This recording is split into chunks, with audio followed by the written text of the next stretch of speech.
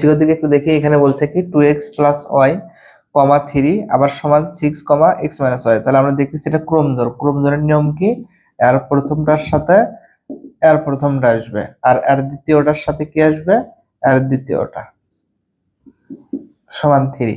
তাহলে দুটো যদি আমরা যোগ করি তাহলে প্লাস ওয়াই মাইনাস ওয়াই কাটা, তাহলে কটা এক্স হবে 3x। 6 আর 3 কত 9, তাহলে x এর মান আমাদের কত আসছে 9 ভাগ 3, 3 3 কত 9, তাহলে x সমান কত 3।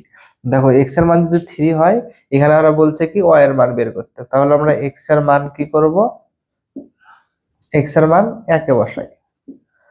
তাহলে 1 এ যদি বসাই, দেখো 2x প্লাস ওয়াই সমান কত 6, তাহলে 2 গুণন x এর মান 3 যোগ y সমান হলো 6, তাহলে y সমান 6, 3 দুগুণ কত 6, তাহলে তো এর পাশে আসছে, তাহলে অতএব y সমান কত হচ্ছে 0।